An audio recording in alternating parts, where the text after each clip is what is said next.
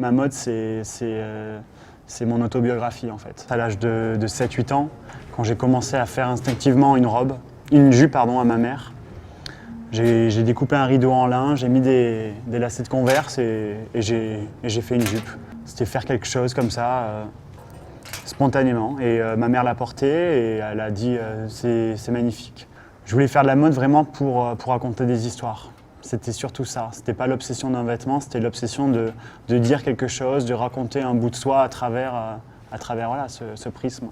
Les histoires que j'avais en tête, c'est des histoires simples, c'est des histoires de femmes dans le sud de la France, une femme qui prend sa voiture, qui va à la plage. Je pense que j'étais inspiré beaucoup par la télévision et le cinéma. Mais en fait, plus jeune, j'avais toujours des obsessions, que ce soit pour incarner des rôles un petit peu. Voilà. Même moi, dans ma manière de m'habiller, de prendre des photos, de partager avec les gens des moments de ma vie. Déjà à 14-15 ans, je faisais ce que je fais aujourd'hui en fait. Je créais des histoires et je les publiais sur Internet. Instagram n'existait pas, mais j'avais déjà Instagram. Enfin, pour moi, c'est inné et l'image, pour moi, c'est, je pense, mon obsession première.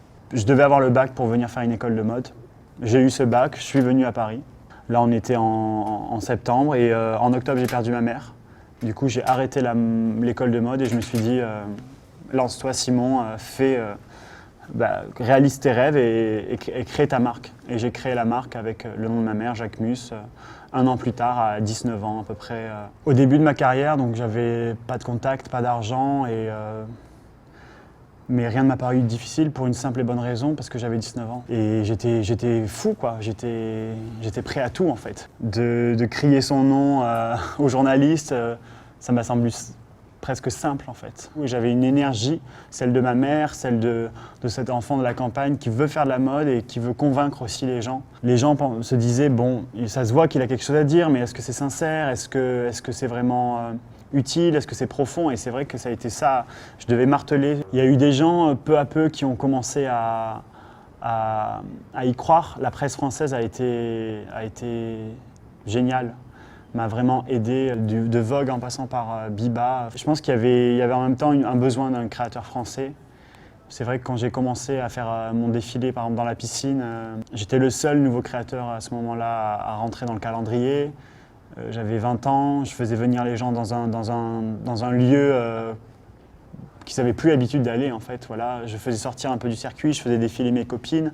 L'Effronté avec Charlotte Gainsbourg, je le cite souvent parce que pour moi c'est un film important, L'été meurtrier avec Adjani, mais c'est pas que ça, c'est pas que des films, c'est aussi des séries genre Sous le soleil, des séries plus populaires, voilà. Mais c'est plein d'images en fait mis bout à bout qui créent, je crois, un ADN. C'est un album de Gainsbourg, de Marie Laforêt, les tubes des années 80, toutes les pubs de Jean-Paul Goude pour les grandes maisons, pour Chanel notamment. Un de mes premiers souvenirs, c'est Picasso, un dessin que je vois, je pense, au primaire, d'une femme comme ça avec deux nez, et c'était pour moi mes premiers chocs artistiques. Voilà. Après, il y a eu celui de Karl et ses défilés. J'ai une culture d'image, d'art qui est assez importante, et depuis plus jeune. J'ai toujours regardé des films de Varda, et ça a été toujours quelque chose de très inspirant. Voilà, cette chemise, je lui ai demandé de la faire peindre à la manière de Hockney, ou de faire une œuvre de Cézanne dans le défilé pour avoir un tableau dans un tableau. Donc ça, c'est vraiment c'est mes obsessions à moi. La peinture, ça en est une belle aussi. Ouais. J'ai pas comme ça une muse qui m'inspire absolument, et à part ma mère, voilà.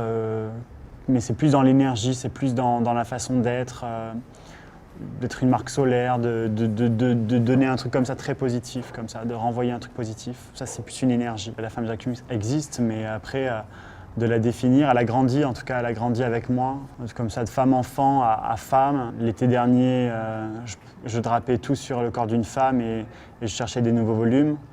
Et celui d'après, je travaillais à partir de concepts, à partir de pièces qui m'obsèdent. Ça s'appelait La Collectionneuse parce que c'était par rapport aux pièces que moi je collectionne et comment l'art, le design peut venir s'interpréter dans de la mode. Les étapes pour créer une collection, c'est jamais la même chose. La dernière collection, j'avais envie de travailler que sur des prints. Donc on a peint en début de saison, on a fait que peindre.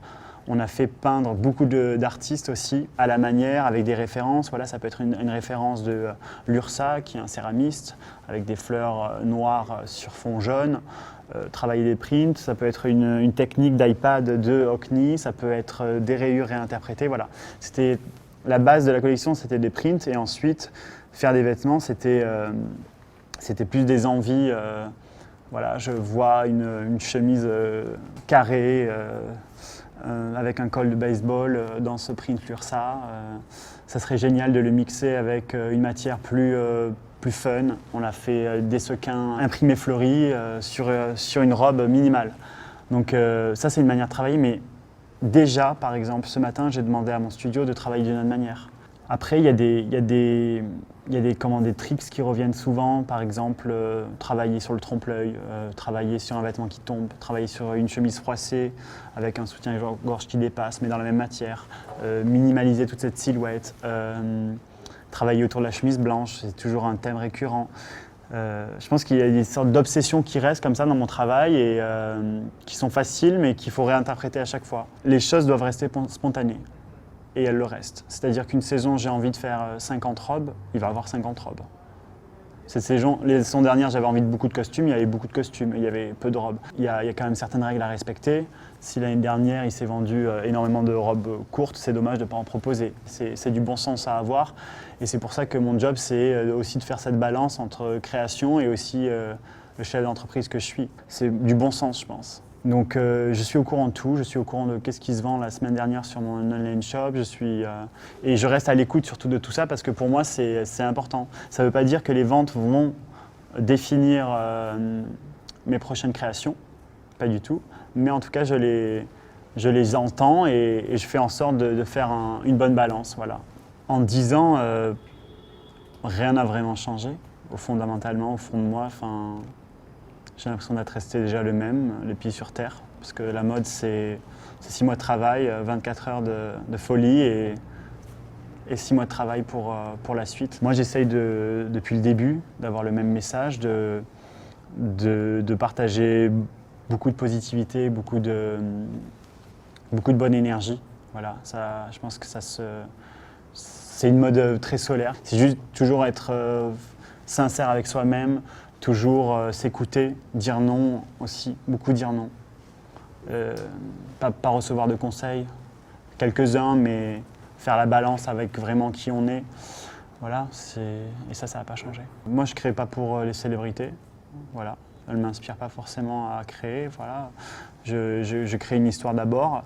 Après, c'est toujours une vraie reconnaissance, je pense, aujourd'hui, d'avoir toutes les célébrités qui sont clientes, voilà, qui achètent vraiment sur l'online shop, qui supportent la marque. Pour moi, c'est génial. Il y a eu des étapes comme ça. Je me souviens, la première fois que j'ai vu Kendall Jenner à Cannes, donc chez moi, mais en Santon de Provence, ou Rihanna, pareil, en Santon de Provence. Donc c'est le nom de ma collection. C'était pour moi assez révélateur. Il se passait quelque chose, je pense.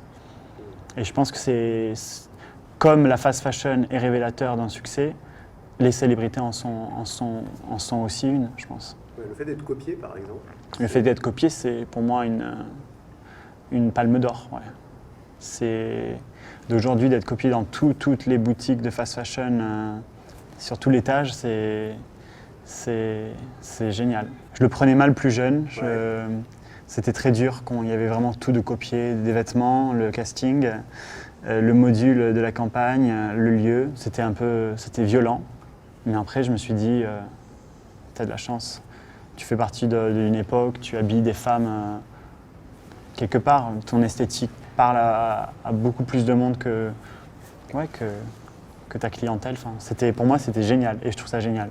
On me dit souvent, où tu te vois dans 10 ans? On m'a toujours posé cette question. Ça fait 10 ans qu'on me la pose et je dis toujours la même chose.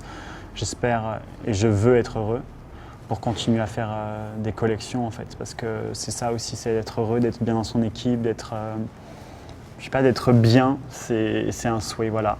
Je pense que c'est important de le dire. C'est pas toujours être plus gros, c'est pas toujours être plus connu. Voilà, ça c'est anecdotique aussi. Ça arrive, c'est génial, bravo, super. Mais être bien, c'est un vœu important.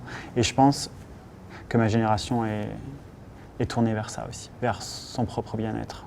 vers se dire bon, en fait, c'est pas ça que je veux de ma vie, c'est ça. Et ça, c'est important de le rappeler aussi.